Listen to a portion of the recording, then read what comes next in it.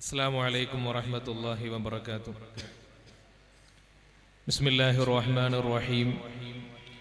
الحمد لله الذي بنعمته تتم الصالحات وبفضله تتنزل الخيرات والبركات وبإنعامه تتحقق المقاصد والغايات. اللهم صل على سيدنا محمد وعلى آل سيدنا محمد كما صليت وباركت على سيدنا إبراهيم وعلى آل سيدنا إبراهيم في العالمين إنك حميد مجيد.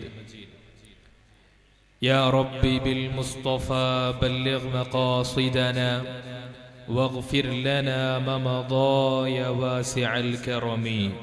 مولاي صل وسلم دائما أبدا على حبيبك خير الخلق كلهم. ഏറെ സമാദരണീയരായ ഈ സംഗമം ഉദ്ഘാടനം ചെയ്ത ഇമ്പിച്ചുകോയ തങ്ങളവറുകൾ, ആദരണീയനായ അധ്യക്ഷൻ അബൂബക്കർ ബാക്കവി, VP മോയിൻ ഫൈദി, PKM ബാക്കവി, അതുപോലെ നമ്മുടെ ഈ വേദിയെ സാന്നിധ്യം കൊണ്ട് ധന്യമാക്കിയിട്ടുള്ള വിശിഷ്ട വ്യക്തിത്വങ്ങളെ, നേതാക്കളെ, വളരെ പ്രൗഢവും മനോഹരവുമായ ഒരു സംഗമത്തിലാണ് നാം സാക്ഷികളായിരിക്കുന്നത്.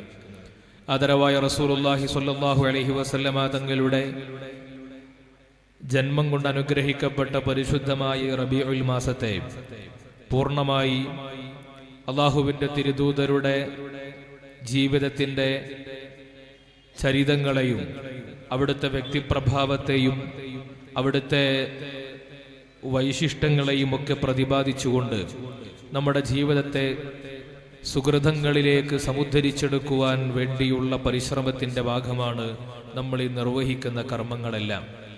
ഒരു സത്യവിശ്വാസിയെ സംബന്ധിച്ചിടത്തോളം നബി സല്ലല്ലാഹു അലൈഹി വസല്ലമ തങ്ങളുമായുള്ള സ്നേഹബന്ധത്തിൻ്റെ വേർപ്പെടലിൽ ഒരു സെക്കൻഡ് പോലും അവർക്ക് ഈ ഭൂമിയിൽ വിശ്വാസിയായിട്ട് ജീവിക്കാൻ കഴിയില്ല. ലോകത്ത് മനുഷ്യർ നിർവഹിക്കുന്ന ഏതൊരു കർമ്മങ്ങളുടെയും പ്രത്യേകത, നമ്മൾ എന്തു ചെയ്യുകയാണെങ്കിലും അതിൻ്റെ പിറകിൽ ഒരു സ്നേഹമുണ്ടായിരിക്കും. നമ്മൾ എന്തൊരു കർമ്മം ചെയ്യുകയാണെങ്കിലും അതിൻ്റെ പിറകിൽ എന്തോ ഒന്നിനോടുള്ള ഇഷ്ടമുണ്ടായിരിക്കും.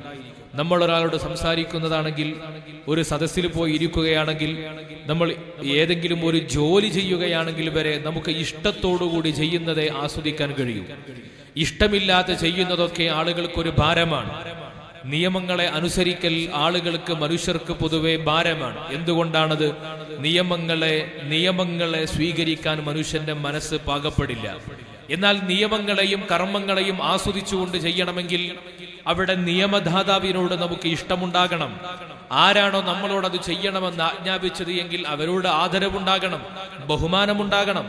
പരിശുദ്ധ ഇസ്ലാമിന്റെ വിശ്വാസ പ്രമാണങ്ങളെ അടിസ്ഥാനപ്പെടുത്തി അതിന്റെ നിയമങ്ങൾ അനുധാവനം ചെയ്തുകൊണ്ട് ജീവിക്കുന്ന ഏതൊരു വിശ്വാസിയുടെയും പ്രത്യേകത, അവന് രാവിലെ മുതൽ വൈകുന്നേരം വരെ നിയമങ്ങളുടെ പിറകിലാണ്, നിയമങ്ങളെ അനുസരിക്കുന്നവനാണ്.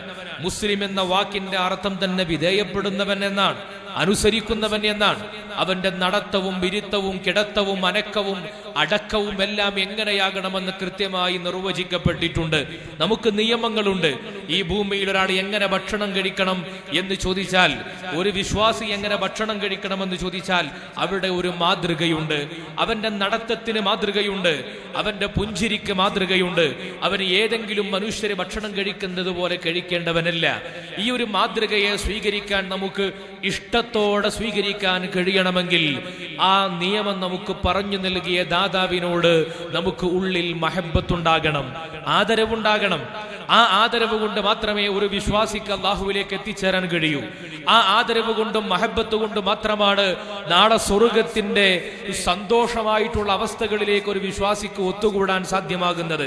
അതുകൊണ്ടാണ് മഹാനായ റസൂലുള്ളാഹി സ്വല്ലല്ലാഹു അലൈഹി വസല്ലമ തങ്ങളെ കുറിച്ച് പരിചയപ്പെടുത്തിയപ്പോൾ ഖുർആൻ നമ്മളോട് പറഞ്ഞത്, നിങ്ങൾക്ക് അനുഗ്രഹമായി, നിങ്ങളുടെ ഏറ്റവും വലിയ സൗഭാഗ്യമാണ് നിങ്ങൾക്കൊരു റസൂലിനെ ലഭിക്കുക എന്നത്. അതൊരു വിശ്വാസിയുടെ മാത്രമല്ല, ലോകത്ത് അള്ളാഹുവിനെ കുറിച്ച് തിരിച്ചറിയുന്ന ഏതൊരു അടിമയുടെയും ആഗ്രഹമാണ്, കൊതിയാണ് ഹബീബിനെ പോലെ ഒരു റസൂലിനെ ലഭിക്കുക എന്നത്. മഹാനരായ മൂസാ നബി അലൈഹിസ്സലാത്തു വസ്സലാമിന്റെ ചരിത്രം പറയുന്നിടത്ത്, ഖുർആൻ ചരിത്രം പറയുന്നിടത്ത് തഫ്സീറുകൾ രേഖപ്പെടുത്തിയിട്ടുണ്ട്. മൂസാ നബി അലൈഹിസ്സലാത്തു വസ്സലാം, മഹാനായ മൂസാ നബി അള്ളാഹുവിനോട് ചോദിക്കുന്നുണ്ട്, ഞാൻ അർശിന്റെയും ഞാൻ ആകാശലോകത്തിന്റെ അത്ഭുതങ്ങളെ കണ്ടപ്പോ അവിടെ ഒരുപാട് അത്ഭുതങ്ങളെ ഞാൻ കാണുകയുണ്ടായി. അതേക്കുറിച്ച് അള്ളാഹുവിനോട് ചോദിക്കുകയാണ്. അള്ളാഹുവിനോട് ചോദിച്ചുകൊണ്ട് മൂസാ നബി പറയുന്നുണ്ട്, അവിടെ ഒരു അഹ്മദ് എന്ന പേരുള്ള ഒരു പ്രവാചകന്റെ പേര്, ഒരാളുടെ പേര് എഴുതപ്പെട്ടിട്ടുണ്ടല്ലോ. അർശിന്റെ തൂണിൽ രേഖപ്പെടുത്തപ്പെട്ട ഒരു പേരുണ്ടല്ലോ, ആ പേരിന്റെ ഉടമസ്ഥൻ അത് എന്റെ ഉമ്മത്തിൽപ്പെട്ടയാളാകണേ എന്ന് ചോദിച്ചപ്പോ അള്ളാഹു പറഞ്ഞു, അത് നിങ്ങളുടെ ഉമ്മത്തിൽപ്പെട്ടവരല്ല, നിങ്ങളുടെ കൂട്ടത്തിൽപ്പെട്ടവരല്ല, അത് അവസാനത്തെ പ്രവാചകനാണ്, അത് അഹ്മദ് മുഹമ്മദ് സ്വല്ലല്ലാഹു അലൈഹി വസല്ലമ തങ്ങളാണ്. ഒരു വിഭാഗത്തെ കുറിച്ച് അള്ളാഹുവേ നീ ഒരു വിഭാഗത്തെ കുറിച്ച് പറയുന്നുണ്ട്, അവർ അവസാനമായി ഭൂമിയിലേക്ക് നിയോഗിക്കപ്പെടുന്നവരും ആദ്യമായി സ്വർഗത്തിൽ പ്രവേശിക്കുന്നവരുമാണ്. ആ സൗഭാഗ്യം എന്റെ ഉമ്മത്തിന് നൽകുമോ എന്ന് ചോദിക്കുമ്പോ അള്ളാഹുവിന്റെ മറുപടി, അത് കഴിഞ്ഞുപോയല്ലോ, അത് ഉമ്മത്ത് മുഹമ്മദിന് നൽകിപ്പോയല്ലോ എന്നാണ്. വീണ്ടും മൂസാ നബി അലൈഹിസ്സലാത്തു വസ്സലാം ചോദിക്കുന്നുണ്ട് അനേകം ചോദ്യങ്ങൾ. ഒരുപാട് പ്രത്യേകതകൾ പറയപ്പെട്ടിട്ടുള്ള, ഒരുപാട് സവിശേഷതകൾ പറയപ്പെട്ടിട്ടുള്ള ഒരു ഉമ്മത്താണല്ലോ ഇത്. മറ്റുള്ള പ്രവാചകന്മാരുടെ സമുദായത്തിന്റെ ഒക്കെ പ്രത്യേകത എന്താണ്? അവർക്കൊരു കാര്യം വേണമെങ്കിൽ, അള്ളാഹുവിനോട് ചോദിക്കണമെങ്കിൽ അവർ ആദ്യം വന്ന് പ്രവാചകന്മാരുടെ അരികിൽ വരണം. മൂസാ നബിയുടെ സമൂഹത്തിന് മഴ വേണമെങ്കിൽ മൂസാ നബിയുടെ അനുയായികൾ വന്ന് മൂസാ നബിയോട് സഹായം ചോദിക്കണം. അങ്ങനെ മൂസാ നബി അലൈഹിസ്സലാത്തു വസ്സലാം പറയുന്ന ദുആ ചെയ്യുന്നതിന്റെ അടിസ്ഥാനത്തിൽ മാത്രമാണ് അവർക്ക് അള്ളാഹുവിൽ നിന്ന് ഉത്തരം കിട്ടുകയുള്ളൂ. ഈസാ നബിയുടെ സമുദായത്തിന് ആവശ്യങ്ങൾ വേണമെങ്കിൽ നേരിട്ട് ചോദിക്കാൻ അനുവാദമില്ല. അവർ നേരെ വന്നിട്ട് പ്രവാചകനോട് പറയണം, ആ പ്രവാചകനാണ് ചോദിക്കുക. എല്ലാ പ്രവാചകന്മാരും അങ്ങനെയാണ്. പക്ഷേ അള്ളാഹുവിന്റെ തിരുദൂതരുടെ ഉമ്മത്തിന്റെ പ്രത്യേകതയായി അള്ളാഹു പരിചയപ്പെടുത്തിയത് ഉദ്ഉനി അസ്തജിബ് ലക്കും, നിങ്ങൾ എന്നോട് ചോദിച്ചോളൂ ഞാൻ നിങ്ങൾക്ക് നൽകുമെന്നാണ്. നിങ്ങൾ എന്നോട് ചോദിക്കൂ ഞാൻ നിങ്ങൾക്ക് നൽകുമെന്നാണ്. മൂസാ നബി ആവശ്യപ്പെടുകയാണ്, അള്ളാഹുവേ ആ പ്രത്യേകത എന്റെ ഉമ്മത്തിന് നൽകുമോ? എന്റെ ഉമ്മത്തിന് അങ്ങനെ ഒരു പ്രത്യേകത നൽകുമോ? അള്ളാഹുവിന്റെ തിരുദൂതർ അള്ളാഹു പറയുകയാണ്, ഇല്ല, അത് മുഹമ്മദിന്റെ ഉമ്മത്തിന് നൽകിപ്പോയിട്ടുണ്ട്. അവസാനം മൂസാ നബി അലൈഹിസ്സലാത്തു വസ്സലാം ചോദിക്കുന്നുണ്ട്, നാളെ ആഖിറത്തിൽ മുഴുവൻ വിശ്വാസികളും സ്വർഗത്തിൽ പ്രവേശനം നൽകപ്പെടുന്ന ഒരു ഉമ്മത്ത്, അവർ ആയുസിന്റെ ദൈർഘ്യം കുറവാണെങ്കിലും അവരുടെ അമലുകളുടെ എണ്ണം കുറവാണെങ്കിലും അവർക്ക് സ്വർഗത്തിൽ പ്രവേശനമുണ്ടെന്ന് വാക്കു നൽകപ്പെട്ട ഒരു ഉമ്മത്തുണ്ട്. എന്റെ ഉമ്മത്തിനെ അങ്ങനെയാക്കുമോ എന്ന് ചോദിക്കുമ്പോഴും പറഞ്ഞു, അതും മുഹമ്മദ് നബിയുടെ ഉമ്മത്തിന്റെ പ്രത്യേകതയാണ്. ഇതൊക്കെ കഴിഞ്ഞപ്പോ അവസാനം മൂസാ നബി അലൈഹിസ്സലാത്തു വസ്സലാമിന് ഒരൊറ്റ ചോദ്യമാണ് ചോദിക്കാനുണ്ടായത്, അല്ലാഹുവേ എങ്കിൽ എന്നെ ആ ഉമ്മത്തിലൊന്ന് പെടുത്തി തരുമോ? അള്ളാഹുവിന്റെ ഹബീബിന്റെ സമുദായത്തിൽ പെടണമെന്ന് കൊതിച്ചവരാണ് മൂസാ നബി അലൈഹിസ്സലാം. അള്ളാഹുവിന്റെ തിരുദൂതരുടെ ഉമ്മത്തിൽ അംഗത്വം ലഭിക്കുക എന്ന അമൂല്യമായ സൗഭാഗ്യം ദാനമായി കിട്ടിയവരാണ് നമ്മൾ ഒന്നും ചെയ്തിട്ടില്ല, നമ്മൾ ഒരു കർമ്മവും തിരിച്ചു കൊടുത്തിട്ടില്ല. നമുക്കെന്ത് യോഗ്യതയാണ്? അഷ്റഫുൽ ഖൽഖായ ഈ പ്രപഞ്ചത്തിന്റെ ഏറ്റവും ഉത്തമരായ ഉത്കൃഷ്ട സൃഷ്ടിയായിട്ടുള്ള മുഹമ്മദ് നബി സ്വല്ലല്ലാഹു അലൈഹി വസല്ലമ തങ്ങളുടെ ഉമ്മത്തിൽ അംഗത്വം കിട്ടുവാനുള്ള എന്ത് യോഗ്യതയാണ് നമുക്കുള്ളത്? ഒരു യോഗ്യതയുമില്ലാഞ്ഞിട്ടും അർഹരല്ലാഞ്ഞിട്ടും നമ്മെപ്പോലെയുള്ള പാപികളായ ആളുകളെ അള്ളാഹു അതിനു വേണ്ടി തെരഞ്ഞെടുത്തിട്ടുണ്ടെങ്കിൽ മരണം വരെ നമ്മുടെ ഓരോ ശ്വാസോച്ഛ്വാസത്തിന്റെയും ഉടമസ്ഥനായ, നമ്മുടെ ഉണ്മയുടെ, നമ്മുടെ നിലനിൽപ്പിന്റെ ആധാരമായിട്ടുള്ള മുഹമ്മദ് നബി സ്വല്ലല്ലാഹു അലൈഹി വസല്ലമ തങ്ങൾക്ക് വേണ്ടി നമ്മെ സമർപ്പിക്കുവാൻ സാധ്യമാവുക എന്നിടത്താണ് ഒരു വിശ്വാസി വിജയിക്കുന്നത്. നമുക്ക് ബാക്കിയെല്ലാം നമുക്ക് മാറ്റിവെക്കേണ്ടി വരും. എന്റെ ജീവിതത്തിൽ ഞാൻ മരണത്തെ മുഖാമുഖം കാണുന്ന നേരത്ത് എന്നെ പിടിച്ചു കൊണ്ടുപോയി എനിക്ക് ജീവൻ നൽകിയ ഒരാളെ ഞാൻ മരിക്കുന്നവരെ മറക്കുമോ? എങ്കിൽ അള്ളാഹുവിന്റെ തിരുദൂതർ നാമുമായി ബന്ധപ്പെടുന്നത് എങ്ങനെയാണെന്ന് വിശദീകരിച്ചിട്ട് അള്ളാഹുവിന്റെ ഹബീബ് പറഞ്ഞത്, നിങ്ങൾ നരകത്തിന്റെ വാതിലിക്കൽ നിൽക്കുമ്പോ നിങ്ങളുടെ മൂർധാവ് പിടിച്ച് വലിച്ചു കൊണ്ടുവന്ന് സ്വർഗത്തിലേക്ക് ആക്കുന്ന പ്രവാചകനാണ് ഞാൻ. നരകത്തിന്റെ വക്കിൽ നിന്ന് സ്വർഗത്തിന്റെ പരിമളത്തിലേക്ക് നമ്മളെ കൊണ്ടെത്തിച്ച മുഹമ്മദ് നബി സ്വല്ലല്ലാഹു അലൈഹി വസല്ലമ തങ്ങൾക്ക് വേണ്ടി മാറ്റിവെക്കാത്ത ജീവിതം, ആ ജീവിതം വിശ്വാസിയുടെ ഒരിക്കലും പൂർണ്ണമല്ലാത്ത ജീവിതമായിരിക്കും. അതുകൊണ്ടാണ് മഹാന്മാരായ പ്രവാചകന്റെ സ്വഹാബത്ത് അവരുടെ ജീവിതം മുഴുവനും നബി സല്ലല്ലാഹു അലൈഹി വസല്ലമ തങ്ങൾക്ക് വേണ്ടി സമർപ്പിച്ചു. ലോകത്തെ മനുഷ്യർ ഇന്ന് മനുഷ്യൻ ആഗ്രഹിച്ചു പോകുന്നത് അവന്റെ ഭൗതികമായ ലോകത്തിന്റെ പ്രശ്നങ്ങൾക്കുള്ള പരിഹാരങ്ങളാണ്. ഉത്തരങ്ങളാണ്. ഈ ലോകത്ത് കോടിക്കണക്കിന് മനുഷ്യർ ഉത്തരങ്ങൾ തേടി അലഞ്ഞപ്പോൾ അവസാനം അവർക്ക് എത്തിപ്പെടാൻ സാധ്യമായ ഒരു തണൽ, ഒരു ആൽമര ചുവട്, അത് ഹബീബ് സല്ലല്ലാഹു അലൈഹി വസല്ലമ തങ്ങളുടെ ആ റഹ്മത്തിന്റെ തീരമാണ്, ആ മദദിന്റെ തീരമാണ്. അതുകൊണ്ടാണ് ഖുർആൻ പറഞ്ഞത്, ലഖദ് മന്നല്ലാഹു അലൽ മുഅ്മിനീന ഇദ് ബഅത ഫീഹിം റസൂലൻ മിൻ അൻഫുസിഹിം. നിങ്ങൾക്ക് അല്ലാഹു ദാനമായി ഔദാര്യമായി ഒരു പ്രവാചകനെ നൽകിയിട്ടുണ്ട്. ആ പ്രവാചകന്റെ പ്രത്യേകതകൾ എന്താണ്? യത്ലു അലൈഹിം ആയാതിഹി, അല്ലാഹുവിന്റെ ദൃഷ്ടാന്തങ്ങൾ നിങ്ങളിലേക്ക് ഓതിത്തരുന്നു. വയുസക്കിഹിം, നിങ്ങൾക്ക് ആവശ്യമായിട്ടുള്ള ആത്മസംസ്കരണത്തിന്റെ മരുന്നുകൾ നൽകുന്നു. വയുഅല്ലിമുഹുൽ കിതാബ, അല്ലാഹുവിൽ നിന്ന് അവതരിക്കപ്പെട്ട വേദഗ്രന്ഥത്തിന്റെ മനോഹരമായ അധ്യാപനങ്ങൾ നിങ്ങൾക്ക് പറഞ്ഞു നൽകുന്നു. വൽ ഹിക്മത, നിങ്ങളുടെ ജീവിതത്തിലേക്ക് ആവശ്യമായിട്ടുള്ള സർവസംഘ പരിത്യാഗത്തിന്റെയും ഇഹപര വിജയത്തിന്റെയും മാർഗങ്ങൾ നിങ്ങൾക്ക് പറഞ്ഞു നൽകുന്നു. വഇൻ കാനൂ മിൻ ഖബ്ലു ലഫീ ളലാലിൻ മുബീൻ, നിങ്ങൾ വ്യക്തമായ ദുർമാർഗത്തിലായിരുന്ന കാലത്ത്, നിങ്ങൾക്കൊന്നുമല്ലാതിരുന്ന കാലത്ത് നിങ്ങൾക്ക് വേണ്ടി സന്മാർഗത്തിന് നിദർശനങ്ങളെ പറഞ്ഞു നൽകിയത് മുഹമ്മദ് നബി സല്ലല്ലാഹു അലൈഹി വസല്ലമ തങ്ങളാണ്. അതുകൊണ്ടാണ് ലോകം മുഴുവനും ആ തിരുദൂതരെ ആദരിച്ചത്, ആ തിരുദൂതരെ സ്നേഹിച്ചത്. വിശ്വാസികൾക്ക് മാതൃകയുണ്ട്, അവിശ്വാസികൾക്ക് മാതൃകയുണ്ട്.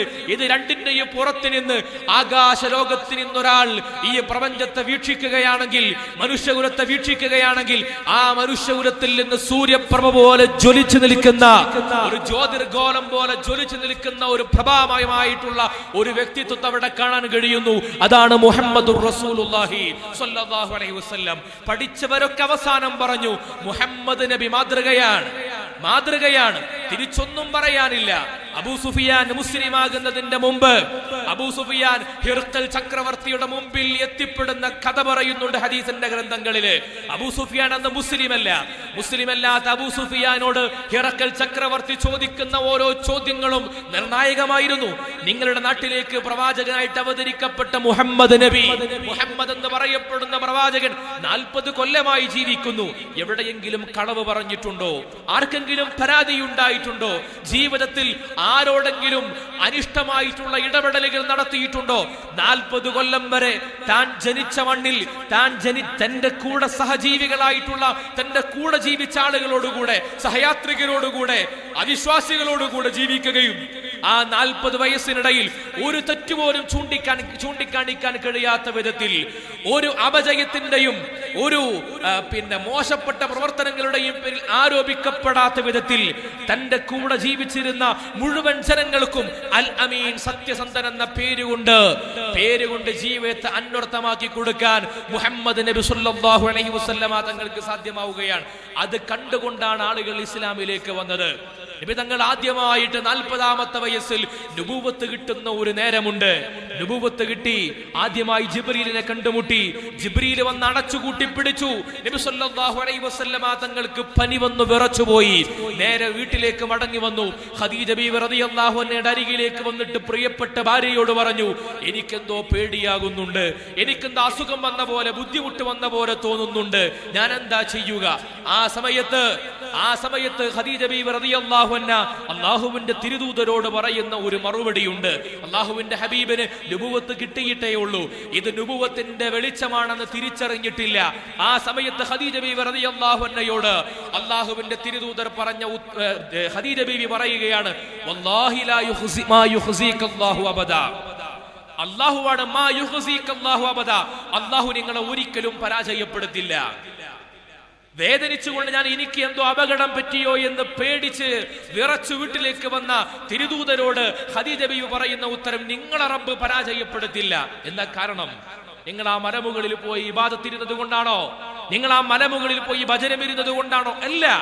മഹദിയായ ഖദീജ ബീവി റളിയല്ലാഹു അൻഹ പറയാണ്, നിങ്ങൾ നബി സല്ലല്ലാഹു അലൈഹി വസല്ലമ തങ്ങളെ പുകഴ്ത്തിയിട്ട് പറയാണ്, നിങ്ങൾ ആളുകൾക്ക് ഭക്ഷണം കൊടുക്കുന്നവരാണ്,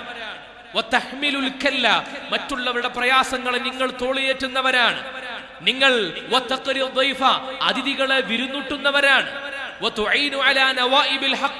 സത്യത്തിന്റെ മാർഗത്തിൽ ആളുകളെ സഹായിക്കുന്നവരാണ്. മറ്റുള്ളവരെ സഹായിക്കുന്ന ഒരു മനുഷ്യന്റെ പ്രാഥമികമായ ജീവിതത്തിന്റെ ദൗത്യം എന്ന് പറയുന്നത് തന്റെ സഹജീവികളോട്, തന്റെ കൂടെ താമസിക്കുന്നവരുടെ മുമ്പിൽ അവർക്ക് വേണ്ട അവകാശങ്ങളെ വകവെച്ചു കൊടുക്കുക എന്നതാണ്. നിങ്ങൾ അതിഥികളെ വിരുന്നൂട്ടുന്നു. പരസ്പര സ്നേഹത്തിന്റെ സഹവർത്തിത്വത്തിന്റെ മാതൃകകളറിയാത്ത അറബ്യൻ വംശജർക്കിടയിൽ വന്നുകൊണ്ട് മാതൃക തീർക്കുകയാണ്. നിങ്ങൾ അറബ് പരാജയപ്പെടുത്തില്ല. മാനുഷിക മൂല്യങ്ങളുടെ, മാനവിക മൂല്യങ്ങളുടെ, സാമൂഹിക പ്രതിബദ്ധതയുടെ അടയാള മുദ്രകളെ പൂർണ്ണമായി ജീവിതത്തിൽ പൂർണ്ണമായി നിർവഹിച്ച് തിരുദൂതർ സ്വല്ലല്ലാഹു അലൈഹി വസല്ലമ തങ്ങളോട് പറയുന്നു, അതുകൊണ്ട് നിങ്ങൾ അറബ് പരാജയപ്പെടുത്തില്ല. നബി തങ്ങളുടെ സംരക്ഷണത്തിന്റെ കാരണമായി പറഞ്ഞത് 40 കൊല്ലത്തെ ജീവിതത്തിന്റെ ഗുഡ് സർട്ടിഫിക്കറ്റ് ആണ്. ആ നാട്ടുകാർ മുഴുവൻ കൊടുത്തതാണ്. നബി സല്ലല്ലാഹു അലൈഹി വസല്ലമ തങ്ങൾക്ക് നുബുവത്ത് കിട്ടി. ആ നുബുവത്ത് കിട്ടിയിട്ട് നബി തങ്ങൾ പരിശുദ്ധ ഇസ്ലാമിന്റെ പ്രബോധന പ്രവർത്തനങ്ങളിൽ ഏർപ്പെട്ടു. ആളുകളെ ഇസ്ലാമിലേക്ക് ക്ഷണിക്കുന്നു. ആ സമയത്ത് പോലും തിരുദൂതരുടെ വ്യക്തി ജീവിതത്തെക്കുറിച്ചോ അവരുടെ വ്യക്തി മഹാത്മ്യത്തെക്കുറിച്ചോ ഒരാൾക്കും പരാതിയില്ല. അന്ന് മക്കയിലേക്ക് എങ്ങാനും ഒരാൾ വന്നുപെട്ടാൽ തിരുദൂതരുടെ മതത്തിൽ, ഇസ്ലാമിൽ അയാൾ ബൈഅത്ത് ചെയ്ത് അംഗമാകുമെന്ന് പേടിക്കുമായിരുന്നു ഖുറൈശികൾ. എന്നിട്ട് അവർ ചെയ്ത പണി എന്താണ്? ആ മക്കയിൽ നിന്ന് ഏതാനും വാരമകലെ അവിടെ പോയി, അവിടെ മക്കയിലേക്കുള്ള താഴ്വാരങ്ങളിൽ പോയി ദൂരദിക്കിൽ നിന്നും വരുന്ന ആളുകൾ മക്ക സന്ദർശിക്കുമ്പോൾ അവരുടെ അരികിൽ പോയിട്ട് പറഞ്ഞു കൊടുക്കും, നിങ്ങൾ മക്കയിലെത്തിയാൽ അവിടെ മുഹമ്മദ് എന്ന ഒരാളെ കുറിച്ച് കേൾക്കും, അയാൾക്ക് ഭ്രാന്താണ്, അയാളുടെ പിറകിൽ നിങ്ങൾ കൂടരുത് എന്ന് പറഞ്ഞിട്ട് തിരുദൂതരെ കുറിച്ച് ഭ്രാന്തനെന്ന് ആക്ഷേപിക്കാൻ അത്രേ പറയാൻ കഴിയുമായിരുന്നുള്ളൂ. ഇല്ലാത്ത പൊള്ളക്കഥകളെ പറയാൻ കഴിയുമായിരുന്നുള്ളൂ. അദ്ദേഹം ഭ്രാന്തനാണ് എന്ന് പറഞ്ഞ് ആക്ഷേപിച്ചുകൊണ്ടാണ് ആളുകളെ അകറ്റാൻ വേണ്ടി ശ്രമിച്ചിരുന്നത്. ആ ആക്ഷേപിക്കുന്നവർക്ക് അള്ളാഹുവിന്റെ ഖുർആനാ മറുപടി പറഞ്ഞത്. അവരോട് അള്ളാഹുവിന്റെ ഖുർആൻ അള്ളാഹുവാണ് മറുപടി പറഞ്ഞത്. അങ്ങനെ എല്ലാ ഭാഗത്തു നിന്നുമുള്ള ബഹിഷ്കരണങ്ങളുടെയും ഒറ്റപ്പെടുത്തലുകളുടെയും കുറ്റപ്പെടുത്തലുകളുടെയും ഒക്കെ ഇടയിൽ ജീവിക്കുമ്പോഴും ഒരു നാട് മുഴുവൻ, ഒരു ലോകം മുഴുവൻ ആ തിരുദൂതർ സ്വല്ലല്ലാഹു അലൈഹി വസല്ലമ തങ്ങളുടെ ജീവിതത്തിന്റെ കൃത്യതയെക്കുറിച്ച്, വ്യക്തതയെക്കുറിച്ച്, സത്യസന്ധതയെക്കുറിച്ച് അടയാളപ്പെടുത്തുകയുണ്ടായി. മക്കയിൽ നിന്ന് മദീനയിലേക്ക് നബി തങ്ങൾ ഹിജറ പോകുന്ന രംഗമുണ്ട്. ഒരു പിറന്ന നാടിൽ നിന്ന് മദീനയിലേക്ക് ഹിജറ പോയി. ആ ഹിജറ പോയിട്ട് മദീനയിൽ ജീവിക്കുന്ന കാലം എങ്ങനെയാണ്? യുദ്ധങ്ങളുടെ കാലമാണ്, ശത്രുക്കൾ വേട്ടയാടുന്ന കാലമാണ്, കഷ്ടപ്പാടിന്റെയും നെരിപ്പോടിന്റെയും വേദനയുടെയും കാലമാണ്. അങ്ങനെ മദീനയിലേക്ക് എത്തുമ്പോ ആദ്യം അവിടെ ചെയ്ത പണി എന്താണ്? ലോകത്ത് മാതൃകകൾ ആഗ്രഹിക്കുന്ന മുഴുവൻ ആളുകൾക്കും മാതൃകയുടെ നിദർശനമായി ഒരു പ്രഭ പോലെ, സൂര്യപ്രഭ പോലെ വെട്ടിത്തിളങ്ങുന്ന ജീവിതമാണ് മുഹമ്മദ് നബി സല്ലല്ലാഹു അലൈഹി വസല്ലമ തങ്ങളുടേത്. നമ്മൾ ഒരു മനുഷ്യന്റെ കേവലമായ ഭൗതിക വികാരങ്ങൾക്ക് പോലും അടിമപ്പെട്ട് നമ്മൾ അറിയാതെ ആളുകളെ ആക്രമിക്കും, ആളുകളെ നമ്മൾ അപായപ്പെടുത്തും. നമുക്ക് ദേഷ്യമുള്ളവരോട് നമ്മളുടെ വൈകാരിക പ്രകടനങ്ങൾ നമ്മൾ നടത്തും. എന്നാൽ നബി തങ്ങളുടെ ജീവിതത്തെ കുറിച്ച് നിങ്ങൾ നോക്കൂ. നബി തങ്ങൾ ഏറ്റവും കൂടുതൽ ക്ഷമിച്ചിട്ടുള്ളത്, കരുണ ചെയ്തിട്ടുള്ളത്, വിട്ടുവീഴ്ച ചെയ്തിട്ടുള്ളത് തന്റെ ശത്രുക്കളോടായിരുന്നു. വിട്ടുവീഴ്ചകൾ ശത്രുക്കളോട് ചെയ്യുക. ലോകത്ത് എത്ര വലിയ ക്വാളിറ്റിയുള്ള മനുഷ്യനാകട്ടെ, ആ ക്വാളിറ്റിയുള്ള മനുഷ്യൻ, ഏതൊരു ക്വാളിറ്റിയുള്ള മനുഷ്യനാണെങ്കിലും തന്റെ ശത്രുവിന്റെ മുമ്പിൽ അയാളുടെ എല്ലാ ക്വാളിറ്റികളും മറന്നുപോകും. അതാണ് 1500 വർഷങ്ങൾക്കിപ്പുറവും നബി തങ്ങൾ എന്തുകൊണ്ട് വീണ്ടും വീണ്ടും പറയപ്പെടുന്നു എന്ന ചോദ്യത്തിന്റെ ഉത്തരം എന്താണ്? ലോകത്ത് ഏതൊരു മനുഷ്യന്റെയും ജീവചരിത്രം എടുത്തു നോക്കിയാൽ ഒരു തവണ പറയാനേ ഉണ്ടാകൂ, 1-2 തവണകൾ പറയാനേ ഉണ്ടാകൂ. എന്നാൽ ഹബീബിന്റെ ജീവിതം അങ്ങനെയല്ല. ലോകത്ത് ഓരോ വർഷങ്ങളും പതിറ്റാണ്ടുകളും ശതകങ്ങളും കഴിയുമ്പോ, ഓരോ നൂറ്റാണ്ടുകൾ കഴിയുമ്പോഴും വീണ്ടും വീണ്ടും പാഠങ്ങൾ നൽകപ്പെടുന്ന വിസ്മയ ജീവിതമാണ് നബി സല്ലല്ലാഹു അലൈഹി വസല്ലമ തങ്ങളുടേത്. മദീനയിലേക്ക് വന്നപാടെ ഒരു സുരക്ഷിതമായ രാജ്യത്തേക്കാണ് എത്തുന്നത്. തന്റെ കൂടെ എന്തിനും സന്നദ്ധമായിട്ടുള്ള ഒരു ജനത എവിടെയുണ്ട്. ആ ജനതയെ കൂട്ടുപിടിച്ച് നബി തങ്ങൾക്ക് വേണമെങ്കിൽ സായുധമായുള്ള സമര പോരാട്ടങ്ങളുടെ ഭാഗമാകാമായിരുന്നു. പക്ഷേ നബി സല്ലല്ലാഹു അലൈഹി വസല്ലമ തങ്ങൾ ചെയ്തില്ല. എന്താണ് ചെയ്തത്? മദീനയിലെത്തിയ പാടെ അവിടെ തന്റെ സ്വഹാബികളെ ഒരുമിച്ച് കൂട്ടി നബി തങ്ങൾ ആദ്യമായി നിർവഹിച്ച പ്രധാന ദൗത്യങ്ങളിൽപ്പെട്ട ഒന്ന് മദീന കരാർ ഉണ്ടാക്കലാണ്. ലോകത്ത് അങ്ങനെ ഒരു കരാർ കാണാൻ കഴിയില്ല. മദീന കരാർ ഉണ്ടാക്കുക. എന്താ മദീന കരാറിന്റെ പ്രത്യേകത? അവിടെയുള്ള മുസ്ലിമീങ്ങളെയും അമുസ്ലിമീങ്ങളെയും എല്ലാ ഗോത്ര വിഭാഗങ്ങളെയും എല്ലാ സമുദായ പ്രതിനിധികളെയും ഒരുമിച്ച് വിളിച്ചു ചേർത്തിട്ട് ഒരു മദീന ചാർട്ടർ ഉണ്ടാക്കി, മദീന കരാർ. 1500 കൊല്ലങ്ങൾക്ക് മുമ്പാണ്. സമാനമായ സന്ധി കരാറുകൾ, സമാധാന കരാറുകൾ നമ്മൾ ലോകത്ത് കാണാൻ തുടങ്ങിയിട്ട് 100 കൊല്ലമേ ആയിട്ടുള്ളൂ. എന്നാൽ 1500 കൊല്ലം മുമ്പ് ഒരു പ്രവിശ്യയുടെ സമാധാനത്തിന് വേണ്ടി അവിടെ ചെന്ന് കരാറുണ്ടാക്കുകയും ആ കരാറിന്റെ ഭാഗമായി മദീന എന്ന ഈ ടെറിട്ടറിയുടെ ഉള്ളിലേക്ക് ആരാക്രമിക്കാൻ വന്നാലും അവിടെ നമ്മൾ ഒരുമയോടെ പ്രതിരോധിക്കണമെന്ന കരാർ രേഖപ്പെടുത്തി ഒരു നാടിന്റെ നിർഭയത്വത്തെ, ഒരു നാടിന്റെ സുരക്ഷിതത്വത്തെ വാഗ്ദാനം ചെയ്യുകയായിരുന്നു ഹബീബുനാ റസൂലുള്ളാഹി. ലോക ചരിത്രത്തിന്റെ മാതൃകയാണിത്. നിർഭയത്വമാണ് ഏതൊരു മനുഷ്യനും വേണ്ടത്. താൻ അധിവസിക്കുന്ന നാട്ടിൽ സുരക്ഷിതമായി ജീവിക്കണം, നിർഭയത്വത്തോടുകൂടി ജീവിക്കണം.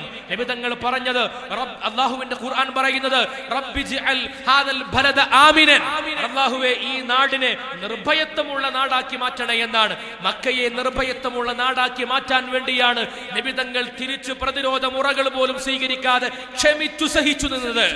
എങ്ങാനും തിരിച്ചൊരു പ്രതിരോധ നടപടി സ്വീകരിച്ചാൽ, ഒരു യുദ്ധം ചെയ്താൽ അവിടെ അപകടങ്ങൾ ഉണ്ടാകും, നിർഭയത്വം നഷ്ടപ്പെട്ടു പോകും. മദീനയെത്തിയപ്പോഴും ആദ്യം ചെയ്തതാണ് നിർഭയത്വം ഉണ്ടാക്കുക എന്നതാണ്. താൻ അധിവസിക്കുന്ന പ്രദേശത്ത് അവർ മുസ്ലിമീങ്ങളാവട്ടെ അവർക്ക് നിർഭയത്വം ഉണ്ടാക്കുകയും അവർക്ക് സുരക്ഷിതത്വം വാഗ്ദത്തം ചെയ്തു കൊടുക്കുകയും ചെയ്യുക എന്ന അമൂല്യമായ ഒരു ദൗത്യത്തെ ലോകത്തിന് പരിചയപ്പെടുത്തി കൊടുത്ത രാഷ്ട്ര മാതൃകയുടെ അത്ഭുതമാണ് ഹബീബുനാ റസൂലുള്ളാഹി. ഒരു മനുഷ്യന് സാധ്യമാകുന്ന ഒന്നല്ല അത്. ലോകത്തിൽ നിങ്ങൾ കണ്ടിട്ടില്ലേ എത്ര രാജ്യങ്ങൾ ഇന്ന് ഉത്തരാധുനികതയുടെ കാലമാണ്, ആളുകൾ സിവിലൈസ്ഡ് ആയിട്ടുള്ള, സാംസ്കാരികമായി നാഗരികമായി ഉയർന്നു വന്നിട്ടുള്ള പരിഷ്കൃത സമൂഹങ്ങൾ ജീവിക്കുന്ന നാടാണ്.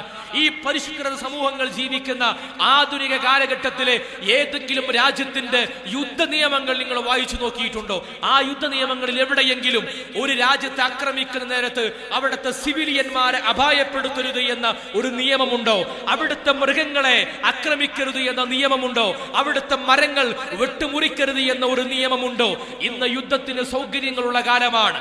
ശത്രുവിനെ മാത്രം ടാർഗറ്റ് ചെയ്തുകൊണ്ട് യുദ്ധം ചെയ്യാൻ സാധ്യമാകുന്ന കാലമാണ്. പക്ഷേ ലോകത്തെവിടെയെങ്കിലും നിങ്ങൾ പറയൂ, സിവിലിയന്മാരെ കൊലപ്പെടുത്താത്ത രീതിയിലുള്ള ഒരു യുദ്ധനീതി ലോകത്ത് ഇന്നും ഈ പരിഷ്കൃത സമൂഹമെന്ന് പറയപ്പെടുന്ന ഈ കാലത്തും അങ്ങനെ ഒരു നീതിയില്ല.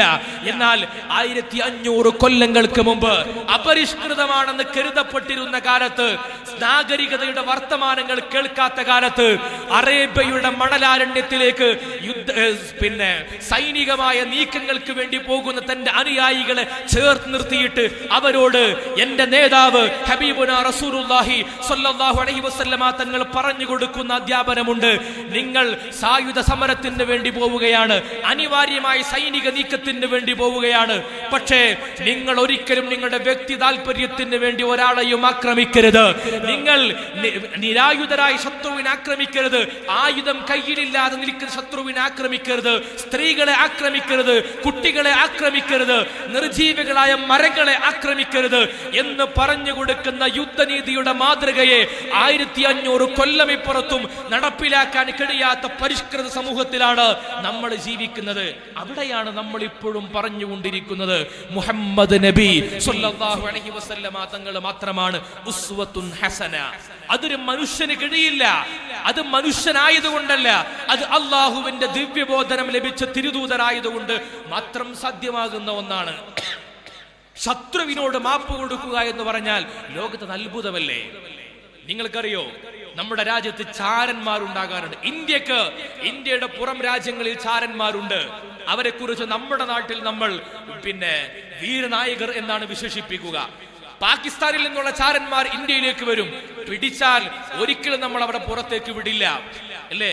ചാരന്മാർ എന്ന് പറഞ്ഞാൽ ഒരു രാജ്യത്തിന്റെ സുരക്ഷയുടെ ഏറ്റവും വലിയ ഭീഷണിയാണ്.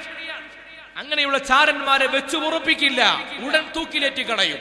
ഇന്ത്യയിലെ നയതന്ത്ര പ്രധാനമായിട്ടുള്ള ഒട്ടനേകം വിവരങ്ങളെ ചോർത്തി നൽകിയ ആളുകൾ ഇന്നും ജയിലറകളിലുണ്ട്. ഒരു നാടിനും അത് സഹിക്കാൻ കഴിയില്ല, ക്ഷമിക്കാൻ കഴിയില്ല. എന്നാൽ നബി സല്ലല്ലാഹു അലൈഹി വസല്ലമ തങ്ങൾ മക്കയിലേക്ക് മക്ക ഫതഹിന് വേണ്ടി പോകുന്ന വാർത്തയെ ചോർത്തു നൽകി. കൂടെയുള്ള ഒരാൾ ചോർത്തി നൽകി, പിടികൂടാൻ കഴിഞ്ഞില്ല, അറിഞ്ഞില്ല. ജിബ്രീൽ അലൈഹിസ്സലാത്തു വസ്സലാം പറഞ്ഞിട്ട് വിവരം അറിയിച്ചു, നബിയെ നിങ്ങൾ മക്കയിലേക്ക് പോകുന്ന വിവരം ചോർത്തിക്കൊടുത്തിട്ട് ഒരു പെണ്ണ് കുതിരപ്പുറത്ത് പോകുന്നുണ്ട്. സ്വഹാബത്ത് പോയി അവളെ തടഞ്ഞു നിർത്തിയിട്ട് അവളെ ചോദ്യം ചെയ്തു. വിചാരണ ചെയ്തപ്പോൾ അവരുടെ തലയിലെ മുടിക്കെട്ടിനുള്ളിൽ ഒരു ചെറിയ കത്തുണ്ട്. ആ കത്തിലുള്ളത് എന്താണ്? ഇത്ര ദിവസം കഴിഞ്ഞാൽ മുഹമ്മദും സ്വഹാബത്തും മക്കയിലേക്ക് വരുന്നുണ്ട് എന്നൊരു വാർത്തയാണ്. ആ വാർത്ത അറിഞ്ഞാൽ, മക്കയിൽ അറിഞ്ഞാൽ അതോടുകൂടി മക്ക ഫത്ഹ് പൊളിഞ്ഞു പോകും. അത്രയും നയതന്ത്ര പ്രാധാന്യമുള്ള രഹസ്യ വിവരം ചോർത്തിക്കൊടുത്തത് കൂടെയുള്ള ഒരു സ്വഹാബിയാണ്. ഈ വിവരം അറിഞ്ഞപ്പോ സ്വഹാബത്ത് ഉമർ റളിയല്ലാഹു അൻഹു തന്റെ കയ്യിൽ നിന്ന് വാളെടുത്തു. ആ വാളെടുത്തിട്ട് ആ സ്വഹാബിയെ വെട്ടാൻ തുനിഞ്ഞു. അള്ളാഹുവിന്റെ തിരുദൂതരെ, നിങ്ങളൊരു വാക്ക് നൽകിയാൽ മതി, ഇപ്പൊ തീർക്കും. നമ്മുടെ രാജ്യത്ത് ചാരന്മാരെ പിടികൂടിയാൽ കോടതിയിൽ പോലും ഹാജരാക്കണമെന്നില്ല, അവിടെ വെച്ച് തീർത്ത് കളയും. ഉമർ റളിയല്ലാഹു അൻഹു ആ ചാരപ്രവൃത്തി നൽകിയ സ്വഹാബിയെ കൊലപ്പെടുത്താൻ വേണ്ടി തുനിഞ്ഞപ്പോ ഹബീബ് തടഞ്ഞുകൊണ്ട് പറഞ്ഞു, അരുത്, കൊലപ്പെടുത്തല്ലേ. അദ്ദേഹം നമ്മുടെ കൂടെ ബദറിൽ പങ്കെടുത്ത സ്വഹാബിയാണ്, കൊലപ്പെടുത്തല്ലേ. നബി സല്ലല്ലാഹു അലൈഹി വസല്ലം തങ്ങൾ മാപ്പ് കൊടുക്കുകയാണ്, വിട്ടുവീഴ്ച നൽകുകയാണ്. ശത്രുവിനോട് ഇത്രമേൽ വിട്ടുവീഴ്ചയുടെ കഥകൾ പറഞ്ഞുകൊടുത്തിട്ടുള്ള, മാതൃകകൾ പറഞ്ഞുകൊടുത്തിട്ടുള്ള ഒരു നേതാവിനെ 1500 കൊല്ലങ്ങൾക്ക് ഇപ്പുറം മാത്രമല്ല അതിന്റെ അപ്പുറവും കാണുക സാധ്യമല്ല. ലോകത്തിന് അങ്ങനെ ഒന്നും ഉണ്ടാകില്ല. കാരണം ലോകം പുരോഗമിക്കും തോറും മനുഷ്യൻ അപരനെ കൂടുതൽ ശത്രുവാക്കി മാറ്റിക്കൊണ്ടിരിക്കുകയാണ്. മത്സരബുദ്ധിയുടെ പേരിൽ കൂടുതൽ ശത്രുവാക്കി മാറ്റിക്കൊണ്ടിരിക്കുകയാണ്. അവിടെ പ്രവാചകന്റെ അധ്യാപനം എന്താണ്? പ്രവാചകന്റെ അധ്യാപനം ശത്രുവിന് പോലും മാപ്പ് കൊടുക്കുന്ന അധ്യാപനമാണ്.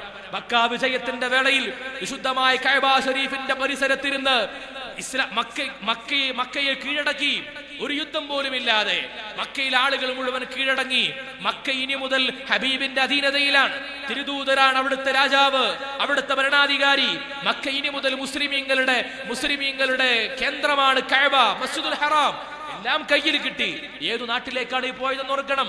ഒരു തുള്ളി വെള്ളം പോലും കൊടുക്കാതെ, ഭക്ഷണം കൊടുക്കാതെ, പണം കൊടുക്കാതെ ശുഐബ് അബി ത്വാലിബിന്റെ താഴ്വരയിൽ പച്ചിലകൾ മാത്രം തിന്ന് കഴിയേണ്ട രീതിയിൽ ആളുകൾ ബഹിഷ്കരിച്ച ഒരു നാട്ടിലേക്ക് മടങ്ങി ചെല്ലുകയാണ്. അങ്ങനെ ഒരു നാട്ടിലേക്ക് മടങ്ങി ചെല്ലുകയാണ് 8 കൊല്ലങ്ങൾക്ക് ശേഷം. അങ്ങനെ മടങ്ങി ചെല്ലുന്ന നേരത്ത് അവിടെ ശത്രുക്കളുണ്ട്. നബി തങ്ങളെ ഏറ്റവും കൂടുതൽ വേദനിപ്പിച്ച തന്റെ പ്രിയപ്പെട്ട പിതൃവ്യൻ, വാപ്പാന്റെ സഹോദരൻ ഹംസ റളിയല്ലാഹു അൻഹുവിനെ കൊലപ്പെടുത്തിയിട്ട് ഹംസ റളിയല്ലാഹു അൻഹു ശരീരം കീറി അതിൽ നിന്ന് കരട് പറിച്ചെടുത്ത് ചവച്ചു തുപ്പിയ ഹിന്ദെന്ന് പറയുന്ന സ്ത്രീ അവിടെയുണ്ട്. അതിനുവേണ്ടി ഉപയോഗിച്ച യോദ്ധാവായ വഹ്ശി അവിടെയുണ്ട്. നിബിതങ്ങൾ മനസ്സുകൊണ്ട് വേദനിച്ചു പോയ, സങ്കടപ്പെട്ടു പോയ, ഏറെ മനോവേദന അനുഭവിച്ച ഒരു വേളയാണ്. അതിന് കാരണക്കാരായ 2 പ്രതികൾ കൺമുമ്പിലുണ്ട് അവിടെ. ആ ഹിന്ദും ഇസ്ലാമിലേക്ക് വരികയാണ്, ആ വഹ്ശിയും ഇസ്ലാമിലേക്ക് വരികയാണ്. ഒരാളും ചോദിക്കില്ല നിബിതങ്ങൾ അവിടെ അവരോട് പ്രതികാരം ചെയ്തിരുന്നുവെങ്കിൽ, ഒരാളും അവരോട് ചോദിക്കില്ല. മദീനയിലെ സ്വഹാബികൾ ആദ്യമായി, അൻസ്വാരികളായ സ്വഹാബികൾ, അവർ ആദ്യമായി മക്കയിലേക്ക് പ്രവേശിക്കുകയാണ് മുസ്ലിങ്ങളായിട്ട്. അവർക്കറിയാം അബൂജഹലിന്റെ കഥകൾ, നബി തങ്ങളെ ആ ഖുറൈശികൾ പ്രയാസപ്പെടുത്തിയത്. അങ്ങനെ ഒരു നാട്ടിലേക്ക് പ്രവേശിക്കുമ്പോ ആ കൂട്ടത്തിൽ ഉണ്ടായിരുന്ന അൻസ്വാരി സ്വഹാബികൾ പറഞ്ഞു, അൽ യൗമു യൗമുൽ മൽഹമ, ഇന്ന് പോരാട്ടത്തിന്റെ ദിവസമാണ്. ഇന്ന് ഇവിടെ ഓരോരുത്തരുടെ ശിരസ്സുകളും നിലത്ത് വീണ് ഉരുളും. ഇവിടെ കബന്ധങ്ങൾ കുന്നുകൂടും. അൽ യൗമു യൗമുൽ മൽഹമ, ഇന്ന് സംഘട്ടനത്തിന്റെ ദിവസമാണ് എന്ന് പറഞ്ഞ് യുദ്ധത്തിനൊരുങ്ങി. ആരും ചോദിക്കാനില്ല. മക്കക്കാർ കീഴൊതുങ്ങിയിട്ടുണ്ട്. ഒരാളും നബി തങ്ങൾക്കെതിരെ വരാൻ ധൈര്യപ്പെടില്ല. നബി തങ്ങളുടെ കൂടെ അനുയായി വൃന്ദമുണ്ട്, ആയുധശേഷിയുണ്ട്. തന്നെ പ്രയാസപ്പെടുത്തിയ 8-10 കൊല്ലമായി പ്രയാസപ്പെടുത്തിയ ഒരു പ്രതികാരം ചെയ്യാൻ ഇതിനേക്കാൾ മികച്ച അവസരമില്ല. അവിടെ കയറി ചെന്നപ്പോഴാണ് ആ വീരവാദം പറഞ്ഞ സ്വഹാബിയുടെ കയ്യിൽ നിന്ന് കൊടി വാങ്ങിയിട്ട് മറ്റൊരു സ്വഹാബിയുടെ കയ്യിൽ കൊടുത്തിട്ട് പറഞ്ഞു, അൽ യൗമു യൗമുൽ മർഹമ, ഇന്ന് സംഘട്ടനത്തിന്റെ ദിവസമല്ല, ഇന്ന് വിട്ടുവീഴ്ചയുടെ ദിവസമാണ്. ഇന്ന് വിട്ടുവീഴ്ചയുടെ ദിവസമാണ്. നിങ്ങൾക്ക് അഭയമുണ്ട്. മസ്ജിദുൽ ഹറാമിലുള്ളവർക്ക് അഭയമുണ്ട്, സ്വന്തം വീട്ടിലുള്ളവർക്ക് അഭയമുണ്ട്. അബൂ സുഫിയാൻ എന്ന നിങ്ങളുടെ നേതാവിന്റെ വീട്ടിലുള്ളവർക്കും അഭയമുണ്ട്. ഞങ്ങളോട് പോരാടാൻ വേണ്ടി വരുന്നവർക്ക് മാത്രമാണ് പേടിക്കേണ്ടതുള്ളൂ, അല്ലാത്തവർക്കൊക്കെ അഭയമുണ്ട്. നിങ്ങൾ ആലോചിക്കൂ, ഈ സംഭവം രേഖപ്പെടുത്തിയിട്ട് ലോകത്തെ പ്രമുഖരായ വെസ്റ്റേൺ ചരിത്രകാരന്മാർ രേഖപ്പെടുത്തിയിട്ട് അത്ഭുതപ്പെട്ടുകൊണ്ട് പറഞ്ഞു, ഇതെങ്ങനെ സാധ്യമായി?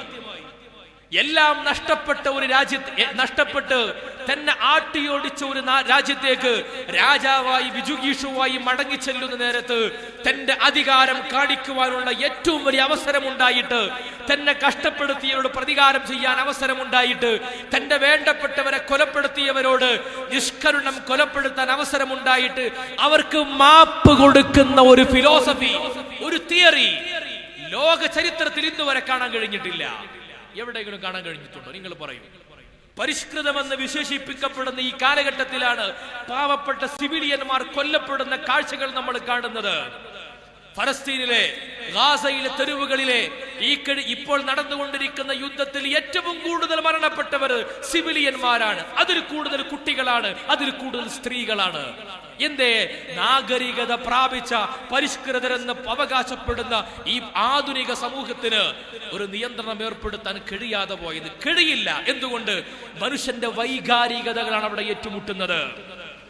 പരിശുദ്ധ ഇസ്ലാമിൽ അങ്ങനെയല്ല. ഇസ്ലാമിന്റെ പ്രത്യേകത, അവിടെ ഏറ്റുമുട്ടുമ്പോൾ പോലും നിങ്ങൾ നിങ്ങളുടെ വൈകാരികത മാറ്റിവെക്കണം. നിങ്ങൾക്ക് വേണ്ടി, നിങ്ങളുടെ താല്പര്യങ്ങൾക്ക് വേണ്ടി ആവരുത്. കൃത്യമായ ആദർശത്തിന്റെ പേരിലാകണം, നിലപാടിന്റെ പേരിലാകണം. ഒരു സായുധ മുന്നേറ്റം എന്ന് പറഞ്ഞാൽ ആ സായുധ സമരത്തിൽ പോലും മാന്യതകൾ പാലിക്കണം. ഒരു സ്വഹാബിയുടെ കഥയുണ്ട് ചരിത്രത്തിൽ.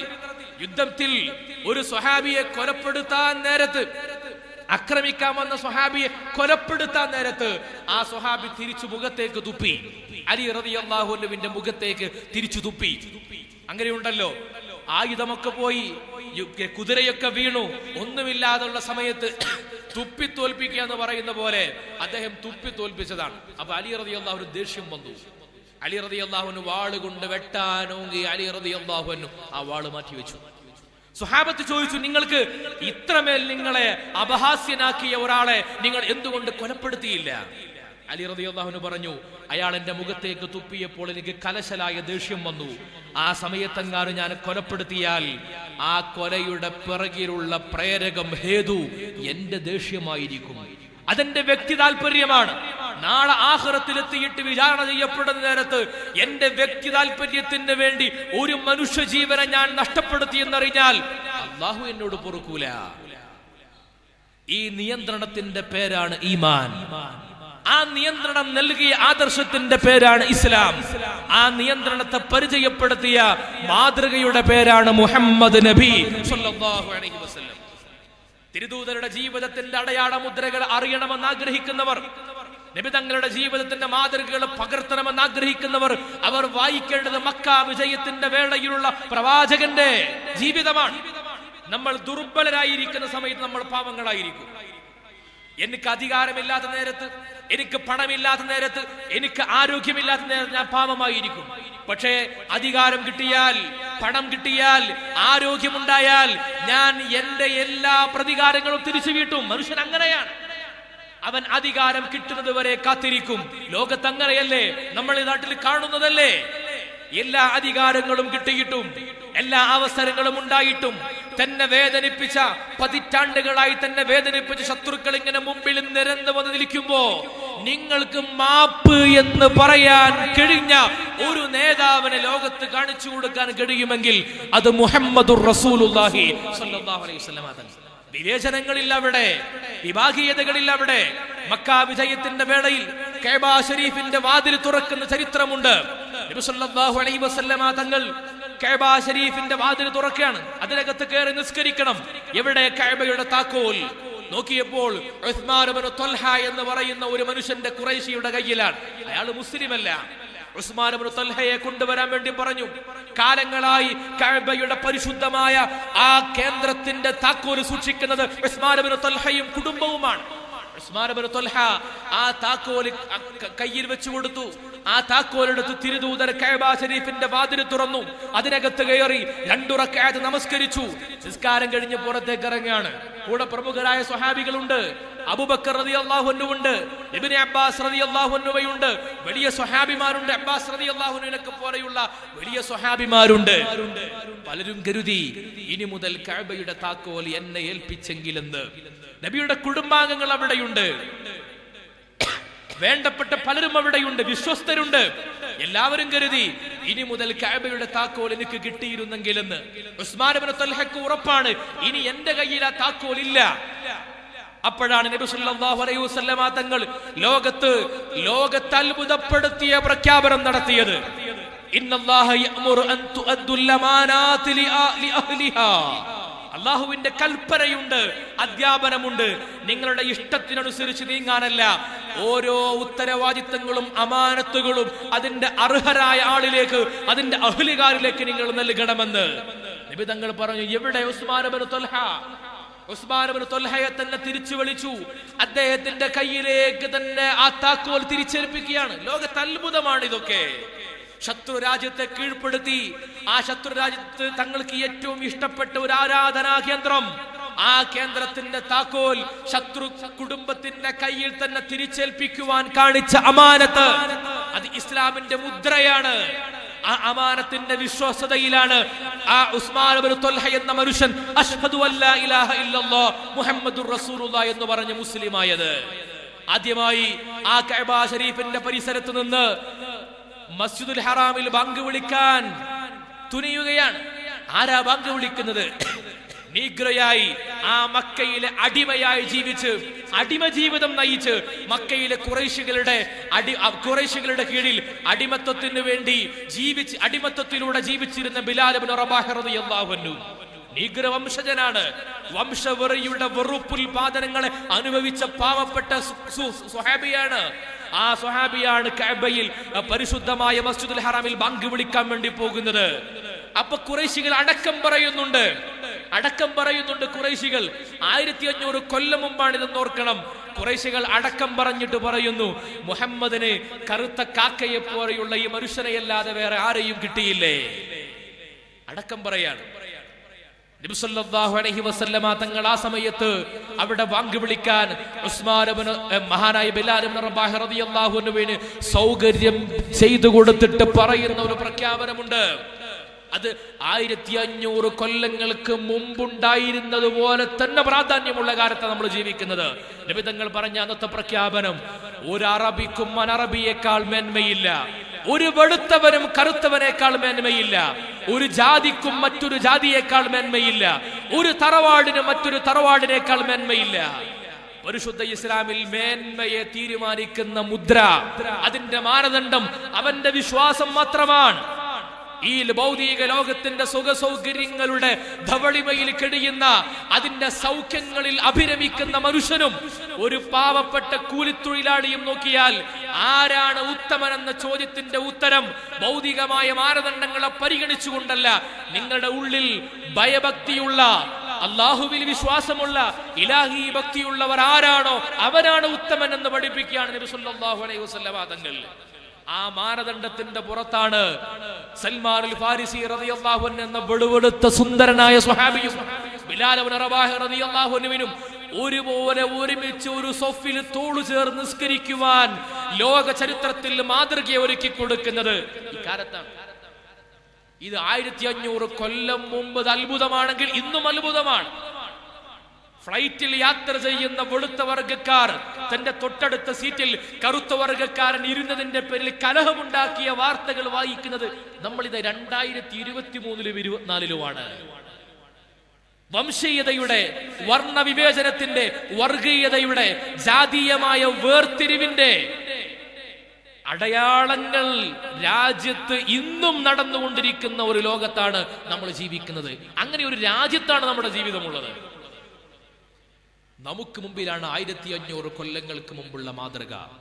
നബി സല്ലല്ലാഹു അലൈഹി വസല്ലം. അതുകൊണ്ടല്ലേ ലോകത്ത് നിങ്ങൾ ഇന്ന് പോയി നോക്കൂ, യൂറോപ്പിൽ, അമേരിക്കൻ രാജ്യങ്ങളിൽ അവർ ഇസ്ലാമിലേക്ക് അടുത്തുകൊണ്ടിരിക്കുകയാണ്, ഇസ്ലാമിനെ പുൽകിക്കൊണ്ടിരിക്കുകയാണ്. എന്തുകൊണ്ടാണ്? ഭൗതികതയുടെ ആസ്വാദനങ്ങൾക്ക് ഒരു അറ്റമുണ്ട്, ഒരു എൻഡ്. ആസ്വാദനങ്ങൾ അതൊരു എൻഡിലെത്തിക്കഴിഞ്ഞാൽ പിന്നെ മടുപ്പായിരിക്കും, ഭക്ഷണം പോലെ. ഭൗതികാസ്വാദനത്തിന്റെ പ്രത്യേകത എങ്ങനെയാണ്? നല്ല വിശപ്പുണ്ടാകുമ്പോ നമുക്കൊരു ചെമ്പ് ബിരിയാണി തിന്നണമെന്ന പൂതി ഉണ്ടാകും. പക്ഷെ വയറ് നിറഞ്ഞാൽ പിന്നെ മടുപ്പാണ്, പിന്നെയും കഴിച്ചാൽ അത് റിട്ടേൺ വരും. ഇതുപോലെയാണ് ഭൗതിക ആസ്വാദനങ്ങളുടെ പ്രത്യേകത. അത് ആനന്ദത്തിൽ തുടങ്ങി, ആഹ്ലാദത്തിൽ തുടങ്ങി, മാനസിക സംഘർഷത്തിൽ അവസാനിക്കുന്ന ലഹരികളും ആസ്വാദനങ്ങളും സൗഖ്യങ്ങളുമാണ് ഈ ഭൂമിയിലുള്ളത്. ആ സൗഖ്യങ്ങൾ അനുഭവിച്ചവരാണ് യൂറോപ്യന്മാർ കഴിഞ്ഞ പതിറ്റാണ്ടുകളായി. ആ സൗഖ്യങ്ങളുടെ എൻഡെത്തിക്കഴിഞ്ഞപ്പോൾ അവർ തേടി ഇനി എവിടേക്ക്? അവർ കണ്ടെത്തിയ ഉത്തരം ഒരു സ്പിരിച്വൽ ഹാപ്പിനെസ് ആണ്, ആത്മീയമായ ആനന്ദം. ആത്മീയമായ ആനന്ദത്തെ പകർന്നു കൊടുക്കാൻ കഴിയുന്ന ഒരു ഇടം എവിടെ? ആ ഇടമാണ് പരിശുദ്ധ ഇസ്ലാം. അങ്ങനെ ഒരു ആത്മീയമായ ആനന്ദത്തിന്റെ പാഠങ്ങളെ പകർന്നു നൽകുന്ന ഒരു നേതാവിനെ കാണിച്ചു തരുമോ എന്ന ചോദ്യത്തിന്റെ ഉത്തരമാണ് അന്നൂറുൽ ഖാലിദ് മുഹമ്മദുർ റസൂലുള്ളാഹി സ്വല്ലല്ലാഹു അലൈഹി വസല്ലം തങ്ങൾ. മാതൃകയുടെ അടയാള മുദ്രകൾ. നബി സല്ലല്ലാഹു അലൈഹി വസല്ലം തങ്ങളെ സ്വഹാബത്ത് നബി തങ്ങളോട് കാണിച്ചിരുന്ന സമീപനത്തിന്റെ നേർ ചിത്രങ്ങളെ കണ്ട് ചരിത്രം അത്ഭുതപ്പെട്ടു പോയിട്ടുണ്ട്. ഇങ്ങനെയൊക്കെ ഒരു നേതാവിനോട് അനുയായികൾക്ക് ചെയ്യാൻ കഴിയുമോ? നബി സല്ലല്ലാഹു അലൈഹി വസല്ലം തങ്ങൾ ഹുദൈബിയ സന്ധിയിലേക്ക് വരുന്ന ഒരു രംഗമുണ്ട്. മക്കയിലേക്ക് വരികയാണ്, പക്ഷെ ശത്രുക്കൾ തടഞ്ഞു വെച്ചു. ഉംറക്ക് ഇഹ്റാം ചെയ്തുകൊണ്ട് മക്കയിലേക്ക് വരുന്ന വഴിയിൽ വെച്ചാണ് ശത്രുക്കൾ പറഞ്ഞത് പോകാൻ പാടില്ല, കരാറുണ്ടാക്കണം. അങ്ങനെ കരാറുണ്ടാക്കി മടങ്ങാണ്. അന്ന് അവിടെയുള്ള ശത്രുക്കൾ, സുഹൈൽ ഇബ്നു അംറിനെ പോലെയുള്ള ശത്രുക്കൾ, അവര് പറയുന്നുണ്ട്, ഞങ്ങളിങ്ങനെ അത്ഭുതപ്പെടുകയാണ്, ലോകത്തൊരു നേതാവിനെയും ഇതുപോലെ അനുയായികൾ ആദരിച്ചിട്ടില്ല, ബഹുമാനിച്ചിട്ടില്ല. സുഹൈൽ ഇബ്നു അംർ പറയുന്നുണ്ട്, നബി സല്ലല്ലാഹു അലൈഹി വസല്ലം തങ്ങളെ വുദൂ ചെയ്യുന്ന സമയത്ത് ആ വുദൂഇന്റെ ശേഷം വരുന്ന വെള്ളം കോരിയെടുക്കാൻ വേണ്ടി ആളുകൾ തിരക്ക് കൂട്ടുന്നു. അവിടുത്തെ ഊമനീര് പുറത്തേക്ക് വരുമ്പോൾ അത് ചാടിയെടുത്തിട്ട് ശരീരത്തിൽ പുരട്ടുന്നു. നബി തങ്ങൾക്ക് വേണ്ടി ജീവിക്കുന്നു. ഇങ്ങനെയൊക്കെയുണ്ടോ അനുയായികൾ ഒരു നേതാവിന് വേണ്ടി? എന്തേ അങ്ങനെ ജീവിക്കാൻ കാരണം?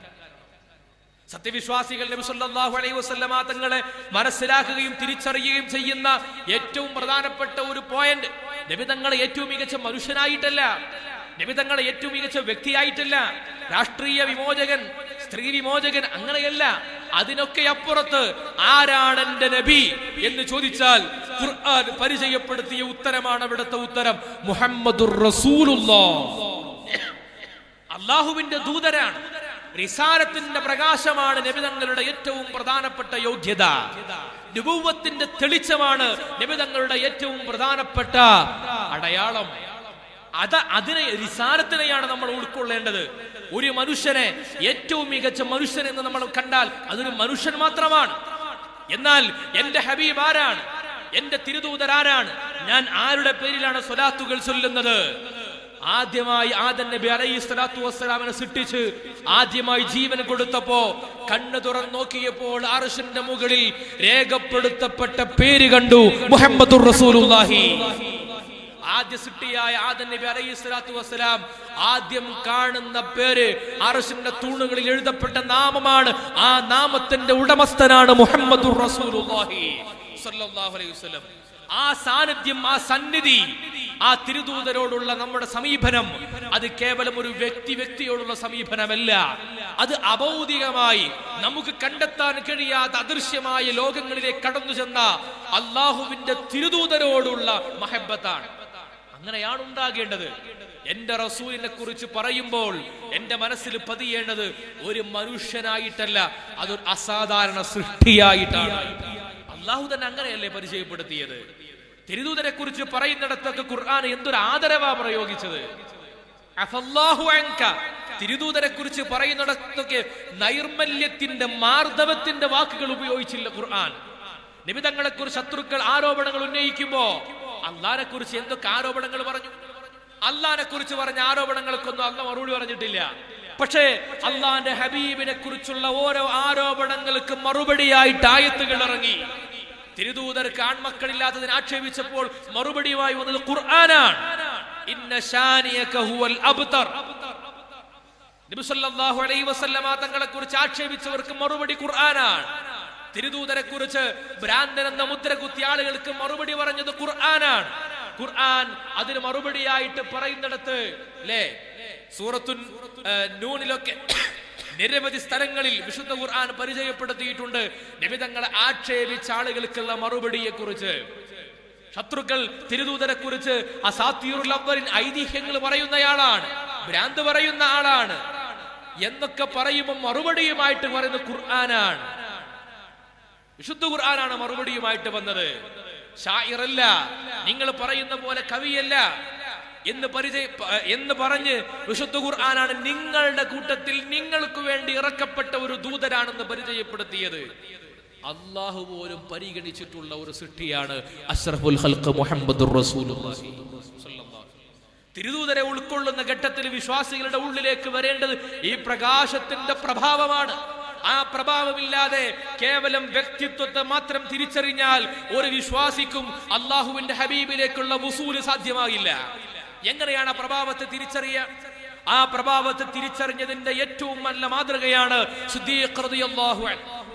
സിദ്ദീഖ് റളിയല്ലാഹു അൻഹുവിനോട് ഒരിക്കൽ സ്വഹാബത്തിന്റെ കൂടെ ഇരിക്കുമ്പോഴാണ് തിരുദൂതർ ചോദിക്കുന്നുണ്ട്, നിങ്ങൾക്ക് ഭൂമിയിൽ ഏറ്റവും ഇഷ്ടപ്പെട്ട കാര്യം എന്താണ്? 3 കാര്യങ്ങൾ എന്താണ്, പറയൂ. സിദ്ദീഖ് റളിയല്ലാഹു അൻഹു ഒരാലോചനയുമില്ലാതെ ഒരു അർത്ഥശങ്കക്കും ഇടയില്ലാത്ത വിധം പറഞ്ഞു, നബിയെ, എനിക്ക് ഭൂമിയിൽ ഏറ്റവും ഇഷ്ടമുള്ളത് 3 കാര്യങ്ങളാണ്. അതിൽ ഒന്നാമത്തെ കാര്യം അന്നദറു ഇലാ വജ്ഹിക, നിങ്ങളുടെ മുഖത്തേക്ക് നോക്കലാണ്. രണ്ടാമത്തെ കാര്യം അൽ ജുലൂസു ബൈന യദൈക, അങ്ങയുടെ മുമ്പിൽ ഇങ്ങനെ വന്നിരിക്കലാണ്. മൂന്നാമത്തെ കാര്യം എന്താണ്? നിങ്ങൾക്ക് വേണ്ടി പണം ചെലവഴിക്കലാണ്. നബിതങ്ങളല്ലാത്ത മറ്റൊന്ന് സിദ്ദീഖ് റളിയല്ലാഹുവിന്റെ ജീവിതത്തിൽ അജണ്ടയിലേ ഇല്ല. അതങ്ങനെയാണ് ലോകത്ത്. ഒരു വിദ്യാർത്ഥി, ആ വിദ്യാർത്ഥി ഏറ്റവും കൂടുതൽ ഇഷ്ടപ്പെടുന്നത് ആ വിദ്യാർത്ഥിയുടെ ഏറ്റവും നല്ല റോൾ മോഡലിനെ ആയിരിക്കും. ഒരു വിദ്യാലയത്തിലെ വിദ്യാർത്ഥി ഏറ്റവും കൂടുതൽ കൂടെ സഹയാത്രികനായി വേണമെന്ന് ആഗ്രഹിക്കൽ ആരെയാണ്? അവിടുത്തെ ഏറ്റവും ബെസ്റ്റ് സ്റ്റുഡന്റിനെ ആയിരിക്കും. എല്ലായിടത്തും അങ്ങനെ തന്നെയാണ്. കുടുംബത്തിലും വിദ്യാലയത്തിലും സ്ഥാപനങ്ങളിലും ഒക്കെ അങ്ങനെയാണ്. ഈ പ്രപഞ്ചം ഒരു വിദ്യാലയമാണ്. ആ പ്രപഞ്ചം എന്ന വിദ്യാലയത്തിലെ പാവപ്പെട്ട പഠിതാക്കളാണ് നമ്മൾ. ഈ പ്രപഞ്ചം എന്ന വിദ്യാലയത്തിൽ ജീവിക്കുന്ന പഠിതാക്കൾ, ഓരോ പഠിതാവും ആഗ്രഹിക്കേണ്ട, ഈ ഭൂമിയിലെ അടിമകളായ നമ്മൾ ആഗ്രഹിക്കേണ്ട ഏറ്റവും പ്രധാനപ്പെട്ട കാര്യം എന്താണ്? ഇവിടുത്തെ ഏറ്റവും ബെസ്റ്റ് ആരാണോ അവരുടെ കൂടെ സഹവസിക്കണം എന്ന കാര്യമാണ്. ആ ബെസ്റ്റിനെ നമുക്ക് പരിചയപ്പെടുത്തിയത് ആരുമല്ല, നമ്മളെ ഈ ഭൂമിയിലേക്ക് നിയോഗിച്ച ഈ പ്രപഞ്ചത്തിന്റെ പരിപാലകനും സൃഷ്ടികർത്താവുമായ അല്ലാഹുവാണ്. മുഹമ്മദുർ റസൂലുള്ളാഹി സ്വല്ലല്ലാഹു അലൈഹി വസല്ലമ തങ്ങളെ പരിചയപ്പെടുത്തിയത് അവിടുത്തെയോടുകൂടെ ചേർന്ന് നിൽക്കണമെന്ന് ആഗ്രഹം ഉണ്ടാകാൻ വേണ്ടിയാണ്. അതില്ലാതെ ഒരു വിശ്വാസിക്കും അവന് പൂർണ്ണതയിലേക്ക് എത്തിച്ചേരാൻ കഴിയില്ല. സിദ്ദീഖ് റളിയല്ലാഹു അൻഹുവിന്റെ ചരിത്രത്തിൽ കാണാം, സിദ്ദീഖ് തങ്ങൾക്ക് നബി തങ്ങളെ ഇഷ്ടപ്പെടുക എന്ന് പറഞ്ഞാൽ എന്റെ ഇഷ്ടത്തെക്കാൾ കൂടുതൽ നബി തങ്ങളുടെ ഇഷ്ടത്തെ ഇഷ്ടപ്പെടുക, അതല്ലേ ഏറ്റവും വലിയ സ്നേഹം. ഞാൻ ഒരാളെ സ്നേഹിക്കുമ്പോൾ എന്റെ താല്പര്യങ്ങളെക്കാൾ കൂടുതൽ അവരുടെ താല്പര്യങ്ങളെ പരിഗണിക്കുക, അതല്ലേ ഏറ്റവും വലിയ സ്നേഹം. മക്ക വിജയത്തിന്റെ വേളയിൽ സിദ്ദീഖ് റളിയല്ലാഹു അൻഹുവിന്റെ പ്രിയപ്പെട്ട ഉപ്പ അബൂ ഖുഹാഫ റളിയല്ലാഹു അൻഹു മഹാനവർകൾ വാർദ്ധക്യം വന്നു, വലിയ രോഗിയായി കിടക്കുകയാണ്. വേച്ച് നടന്നു വന്നു തിരുദൂതരുടെ അടുത്തേക്ക് കൈപിടിച്ച് ബൈഅത്ത് ചെയ്ത് ഇസ്ലാമിലേക്ക് വരാൻ. ആ പ്രായം ചെന്ന സിദ്ദീഖ് തങ്ങളുടെ പ്രിയപ്പെട്ട ഉപ്പ അല്ലാഹുവിന്റെ ഹബീബിന്റെ കൈപിടിച്ച് ബൈഅത്ത് ചെയ്തിട്ട് അഷ്ഹദു അല്ലാ ഇലാഹ ഇല്ലല്ലാഹ് അഷ്ഹദു അന്ന മുഹമ്മദുർ റസൂലുള്ളാഹി എന്ന് പറയുമ്പോ അപ്പുറത്ത് മാറി നിന്ന് വിതുമ്പി കരയുകയാണ് മഹാനായ സിദ്ദീഖ് റളിയല്ലാഹു അൻഹു. ആളുകൾ അത്ഭുതപ്പെട്ടു. നിങ്ങളെ ഉപ്പ മുസ്ലിം ആകുന്ന നേരത്ത് നിങ്ങൾ എന്തിനാ സങ്കടപ്പെടുന്നത്? സങ്കടപ്പെട്ട് കരയേണ്ട നേരമാണോ ഇത്? അപ്പോഴാണ് സിദ്ദീഖ് തങ്ങൾ പറഞ്ഞത്, ഞാൻ ആഗ്രഹിച്ചു പോവാൻ. മരണത്തിന്റെ മുമ്പ് എന്റെ ഉപ്പാക്ക് മുസ്ലിമാകാൻ സൗഭാഗ്യമുണ്ടായി, അത് കാണാനുള്ള ഭാഗ്യം എനിക്കുമുണ്ടായി. ഇതുപോലെ ഇതിനേക്കാൾ എത്രയോ എന്റെ ഹബീബ് ആഗ്രഹിച്ചിരുന്നതാണ് പ്രിയപ്പെട്ട ഹബീബിന്റെ എളാപ്പ അബൂ ത്വാലിബിന്റെ ഇസ്ലാം. ഞാൻ ആഗ്രഹിക്കുകയാണ് എന്റെ ഉപ്പാന്റെ കൈകൾക്ക് പകരം അബൂ ത്വാലിബിന്റെ കൈയായിരുന്നെങ്കിൽ എന്ന് ആഗ്രഹിച്ചു പോയി. അതാണ് സിദ്ദീഖ് റളിയല്ലാഹു അൻഹു. സ്വന്തം താല്പര്യങ്ങളെക്കാൾ ഹബീബിന്റെ താല്പര്യത്തെ ഇഷ്ടപ്പെടുക. ഹിജ്റ പോകുമ്പോ നബി തങ്ങളെ എങ്ങനെയാണ് സ്വഹാബത്ത് കണ്ടിരുന്ന കാഴ്ചകൾ കാണണമെങ്കിൽ ഹിജ്റയുടെ വാർത്തകൾ വായിച്ചാൽ മതി. ഹിജ്റ പോകുന്ന വേളയിൽ സിദ്ദീഖ് റളിയല്ലാഹു അൻഹു കുറച്ചു സമയം മുമ്പിൽ നടക്കും, പിന്നെ ബാക്കിൽ നടക്കും, പിന്നെ ഒരു വശത്ത് മറ്റൊരു വശത്ത് ഇങ്ങനെ മാറി മാറി നടക്കുകയാണ്. അപ്പൊ എന്തിനാ ഇങ്ങനെ ബേജാറോടുകൂടി നടക്കണത് എന്ന് ചോദിച്ചപ്പോ പറഞ്ഞു, ഞാൻ മുമ്പിലൂടെ നടക്കുമ്പോ എനിക്ക് തോന്നും ശത്രു പിറകിലൂടെ വന്നാലോ, ഞാൻ പിറകിലൂടെ നടക്കുമ്പോ എനിക്ക് തോന്നും ശത്രു പിന്നെ വശത്തുകൂടെ വന്നാലോ. അങ്ങനെ ആ ഭയം കൊണ്ട് ഞാൻ സംരക്ഷണത്തിന് വേണ്ടി നടക്കുകയാണെന്ന് പറഞ്ഞ സ്നേഹത്തിന്റെ രൂപമാണ് സിദ്ദീഖ് റളിയല്ലാഹു. ആദ്യമായി മസ്ജിദുൽ ഹറാമിൽ മക്കയിൽ വെച്ചുകൊണ്ട് ആദ്യമായി പരസ്യമായി ഇസ്ലാമിക പ്രബോധനം നടത്തുന്ന ഒരു സമയമുണ്ട്. 37 പേര് മുസ്ലിമായ ഘട്ടത്തിൽ 37 പേരെ മുസ്ലിമായിട്ടുള്ളൂ. സിദ്ദീഖ് തങ്ങൾ പറഞ്ഞു നബിയോട്, നബിയെ ഇനിയും നമ്മൾ കാത്തു നിൽക്കണോ? നമുക്ക് പോയി പറഞ്ഞൂടെ? നമ്മൾ ആളുകളുണ്ടല്ലോ, നമുക്ക് അവിടെ പോയിട്ട് ഇസ്ലാമിനെ കുറിച്ച് പരസ്യമായി പറഞ്ഞൂടെ? ആളുകളെ ക്ഷണിച്ചൂടെ? നബി തങ്ങൾ വേണ്ടെന്ന് പറഞ്ഞു. സിദ്ദീഖ് തങ്ങളുടെ നിർബന്ധത്തിന് വഴങ്ങി സമ്മതം കൊടുത്തു. ആ സമ്മതം വാങ്ങി മസ്ജിദുൽ ഹറാമിലേക്ക് പോയി. അവിടെ ചെന്ന് അവിടെയുള്ള ആളുകളെ ഇസ്ലാമിലേക്ക് ക്ഷണിക്കാൻ വേണ്ടി പരസ്യമായി പ്രസംഗിച്ചതേ ഓർമ്മയുള്ളൂ. മുഹമ്മദ് നബിയുടെ ഇസ്ലാമിലേക്ക്, ദീനിലേക്ക് ആളുകൾ ക്ഷണിച്ച പാടെ ശത്രുക്കൾ വന്നു, ആക്രമിക്കാൻ തുടങ്ങി, അടിക്കാൻ തുടങ്ങി. ആണി തറച്ച പലകകൾ കൊണ്ട് സിദ്ദീഖ് തങ്ങളുടെ മുഖത്തടിച്ചു. ചരിത്രത്തിൽ കാണാം, മുഖവും മൂക്കും നീര് കെട്ടി വീർത്ത്, മുഖമേതാണ് മൂക്കേതാണെന്ന് തിരിച്ചറിയാൻ കഴിയാത്ത വിധത്തിൽ നീര് കെട്ടി വീർത്തിരുന്നു. ബോധരഹിതനായി വീണുപോയി, ബോധരഹിതനായി പോയി സിദ്ദീഖ് റളിയല്ലാഹു. ആളുകൾ താങ്ങിപ്പിടിച്ച് വീട്ടിലേക്ക് കൊണ്ടുവന്നു. അന്ന് സിദ്ദീഖ് തങ്ങളുടെ ഉമ്മയും ഉപ്പയും മുസ്ലിമല്ല. താങ്ങിപ്പിടിച്ച് വീട്ടിലേക്ക് കൊണ്ടുവന്നു. ബോധരഹിതനായി കിടക്കുകയാണ്. അല്പസമയം കഴിഞ്ഞ് ബോധം വന്നപ്പോ കൂടെയുള്ള കൂട്ടുകാര് പറഞ്ഞു ഉമ്മയോട് ഭക്ഷണം കൊടുക്കാൻ. സിദ്ദീഖ് തങ്ങൾ ഭക്ഷണം വാങ്ങിയില്ല, വെള്ളം കുടിച്ചില്ല. ചോദിച്ചു, എന്റെ ഹബീബ് മുഹമ്മദ് നബി സല്ലല്ലാഹു അലൈഹി വസല്ലമ തങ്ങൾക്ക് എന്തു പറ്റി? ഉമ്മുൽ ഖൈർ ബീവിക്ക് ദേഷ്യം വന്നു. അപ്പം പറഞ്ഞു, ആ മനുഷ്യന്റെ കൂടെ കൂടിയിട്ട് ഈ അടിയൊക്കെ കിട്ടിയത്, ഇനിയും അങ്ങോട്ട് തന്നെ പോവാണോ? എന്റെ ഹബീബിന് എന്ത് പറ്റിയെന്നറിയാതെ ഒരു തുള്ളി വെള്ളം എനിക്ക് വേണ്ട. സിദ്ദീഖ് തങ്ങൾ പറഞ്ഞു, ഉമ്മു ജമീലിന്റെ അടുത്തേക്ക് പോയി ചോദിക്കൂ. ഉമ്മു ജമീലിന്റെ അരികിലേക്ക് പോയി. ഉമർ റളിയല്ലാഹു അൻഹു സഹോദരിയാണ്. അവിടെ പോയപ്പോ ഉമ്മു ജമീൽ നേരെ വന്നു വീട്ടിലേക്ക്. എന്നിട്ട് സിദ്ദീഖ് തങ്ങളോട് പറഞ്ഞു, വിഷമിക്കേണ്ട, ഹബീബിനൊന്നും പറ്റിയിട്ടില്ല. അർഖമിന്റെ വീട്ടിൽ, ദാറുൽ അർഖമിലുണ്ട്, സുരക്ഷിതനാണ്, ഒന്നും പറ്റിയിട്ടില്ല. സിദ്ദീഖ് തങ്ങൾ പറഞ്ഞു, എന്റെ ഹബീബിനെ കാണാതെ ഞാൻ ഒരു തുള്ളി വെള്ളം കുടിക്കൂല. സ്വഹാബത്തിന്റെ തോളിൽ കൈ വെച്ച് വേച്ച് നടന്നുപോയി. ദാറുൽ അർഖമിന്റെ വീടിന്റെ മുമ്പിലെത്തിയപ്പോ ഹബീബ് അവിടെ ഇരിക്കുന്നുണ്ട്. ആ ഹബീബിനെ കണ്ടപാടെ നിലത്തേക്ക് വീണു. നിലത്തെഴഞ്ഞെഴഞ്ഞു പോയി. ഹബീബിന്റെ നേരേക്ക് ചാരിയിരുന്നിട്ട് ഹബീബിന്റെ ശരീരത്തിൽ ചുടുചുംബനങ്ങൾ കൊടുത്തു. എന്നിട്ട് പറഞ്ഞു, ഫിദാക ബി വ ഉമ്മി യാ റസൂലല്ലാഹ്, അങ്ങേക്ക് പകരമല്ല ഹബീബേ, എന്റെ ഉമ്മയെക്കാളും ഉപ്പയെക്കാളും അങ്ങാണ് എനിക്ക് പ്രിയപ്പെട്ടത്. വേദനയുടെ, ശാരീരികമായ അസ്വസ്ഥതകളുടെ, മരണത്തെ മുഖാമുഖം കാണുന്ന നേരത്തുള്ള വേദനയുടെ നേരത്ത് പോലും തന്നേക്കാൾ കൂടുതൽ തന്റെ ഹബീബിനെ കുറിച്ച് ആലോചിക്കുന്ന ഒരു സ്നേഹബന്ധം. ആ സ്നേഹബന്ധം കൊണ്ടാണ് ലോകത്ത് അന്ത്യനാള് വരെ വരാനിരിക്കുന്ന കോടിക്കണക്കിന് മനുഷ്യരുടെ ഈമാനിനേക്കാളും ബലമുള്ള ഈമാൻ സിദ്ദീഖ് റളിയല്ലാഹു അൻഹുവിന്റെ ഈമാനാണെന്ന് ഹബീബായ നബി സല്ലല്ലാഹു അലൈഹി വസല്ലം തങ്ങൾ പരിചയപ്പെടുത്തി. ആ സ്നേഹബന്ധത്തിന്റെ പ്രതിഫലനങ്ങളായിട്ടുണ്ടായത് എന്താണ്? സത്യവിശ്വാസികൾക്ക് ഹബീബിനോടുള്ള മഹബത്തും അനുധാവനവും അവരുടെ മുഖ്യ അജണ്ടയായി മാറിക്കഴിഞ്ഞാൽ ലോകത്ത് ഭൗതിക താല്പര്യങ്ങളെ ഉണ്ടാകില്ല, ഒരു താല്പര്യം ഉണ്ടാവില്ല. അവർക്ക് മരണത്തെ പേടിയുണ്ടാകില്ല, ഭൗതികമായ താല്പര്യങ്ങൾ ഉണ്ടാകില്ല. കൊലക്കയറിലേക്ക് ഏറ്റുന്ന നേരത്ത് പോലും ഖുബൈബ് റളിയല്ലാഹു അൻഹു പറഞ്ഞത്, ഒന്നുകിൽ എനിക്ക് ജീവൻ നൽകാം, നിങ്ങളെ ഞങ്ങൾ വെറുതെ വിടാം, പക്ഷേ നിന്റെ ഹബീബിനെ കുറിച്ച് എന്തെങ്കിലും പറഞ്ഞാൽ മതി. എന്താ പറഞ്ഞത്? എന്റെ ഹബീബിന്റെ കാലിൽ ഒരു മുള്ള് തറക്കുന്നത് പോലും എനിക്ക് സഹിക്കാൻ കഴിയില്ല എന്ന് കൊലക്കയറിന്റെ മുമ്പിൽ പറയാൻ സാധ്യമായ ഈമാൻ. ആ ഈമാനായിരുന്നു സ്വഹാബത്തിന്റെ ഈമാൻ. നബി സല്ലല്ലാഹു അലൈഹി വസല്ലം തങ്ങളെ കുറിച്ച് നമ്മൾ മനസ്സിലാക്കി അതിലേക്ക് നമ്മൾ എത്തിച്ചേരുന്ന സമയം മുതൽക്ക് മാത്രമാണ് നമ്മുടെ ഈമാന്റെ വളർച്ച ഉണ്ടാവുക. പരിശുദ്ധ ഇസ്ലാം പരിചയപ്പെടുത്തിയത് സത്യവിശ്വാസികളുടെ ഈമാനിന്റെ വളർച്ച നിരക്ക് തീരുമാനിക്കപ്പെടുന്നത്, വിശ്വാസികളുടെ ഈമാൻ തീരുമാനിക്കപ്പെടുന്നത് എന്തിനടിസ്ഥാനപ്പെടുത്തിയിട്ടാണ്? അത് മഹബത്തിനെ മാനദണ്ഡപ്പെടുത്തിയിട്ടാണ്. ഞാൻ അവസാനിപ്പിക്കുകയാണ്. മഹബത്താണ് ഈമാനിന്റെ മാനദണ്ഡം, സ്നേഹമാണ് ഈമാനിന്റെ മാനദണ്ഡം. അത് പ്രകടനങ്ങൾക്കും അപ്പുറത്താണ് ഉള്ളിലുണ്ടാകുന്ന സ്നേഹവികാരങ്ങൾ. ഒരു സ്വഹാബി വന്നിട്ട് ചോദിച്ചു, അല്ലാഹുവിന്റെ റസൂലേ, എന്നാണ് ഖിയാമത്ത് നാൾ ഉണ്ടാവുക? അപ്പൊ പറഞ്ഞു, ഖിയാമത്ത് നാളിനെ കുറിച്ചൊക്കെ ചോദിക്കാൻ എന്ത് ഒരുക്കമാ നടത്തിയിട്ടുള്ളത്? ഞാൻ അങ്ങനെ കാര്യമായിട്ടൊന്നും ഒരുങ്ങിയിട്ടില്ല, പക്ഷെ എനിക്ക് അല്ലാഹുവിനെയും റസൂലിനെയും വലിയ ഇഷ്ടമാണ്. വിധങ്ങൾ പറഞ്ഞു, അന്ത മഅമൻ അഹ്ബബ്ത, നിനക്ക് ആരോടാണോ പ്രിയമുള്ളത് എങ്കിൽ അവരോടുകൂടെയാണ്. മഹബത്ത് മതി സ്വർഗത്തിലേക്ക് എത്താൻ. ആ മഹബത്താണ് നിങ്ങൾക്ക് സ്വർഗത്തിലേക്കുള്ള വാതായനങ്ങൾ തുറക്കുക എന്ന് പറഞ്ഞപ്പോ അനസ് റളിയല്ലാഹു അൻഹു പറയാണ്, ഞങ്ങളുടെ ജീവിതത്തിൽ ഞങ്ങൾ ഇത്രയധികം സന്തോഷിച്ച ഒരു വിവരം വേറെ ഉണ്ടായിട്ടില്ല. എന്തുകൊണ്ടാ? നാളെ സ്വർഗത്തിലെത്തിക്കഴിഞ്ഞാൽ അല്ലാഹുവിന്റെ ഹബീബ് ഫിർദൗസുൽ അഅലയിലായിരിക്കും. ആ ഫിർദൗസുൽ അഅലയിലുള്ള ഹബീബിലേക്ക് നമുക്ക് എങ്ങനെയാണ് എത്തിച്ചേരാൻ കഴിയുക? നമ്മുടെ അമല് കൊണ്ട്, നമ്മുടെ കർമ്മങ്ങളെ കൊണ്ട്, നമ്മുടെ സ്വഭാവം കൊണ്ട് നമുക്ക് അവിടെ എത്തിച്ചേരാൻ കഴിയൂ? ഫിർദൗസുൽ അഅലയിൽ ഹബീബിന്റെ കൂടെ നമുക്ക് ഒരുമിക്കണ്ടേ? അതിനെന്താണ് മാർഗമെന്നറിയാതെ ഞങ്ങൾ അക്ഷമരായിരിക്കുകയാണ്. അപ്പോഴാ പറയുന്നത്, നിങ്ങൾക്ക് ഹുബ്ബുണ്ടോ? ആ ഹുബ്ബ് നിങ്ങൾക്ക് ആരോടാണ് ഹുബ്ബ്, അവരോട് കൂടെ ആയിരിക്കുന്നതാണ് സ്വർഗത്തിൽ. അനസ് റളിയല്ലാഹു അൻഹു പറയാണ്, അതുകൊണ്ട് ഞാൻ ഇന്നു മുതൽ എനിക്ക് ഏറ്റവും പ്രിയപ്പെട്ടത് ഹബീബ് സല്ലല്ലാഹു അലൈഹി വസല്ലമ തങ്ങളാണ്.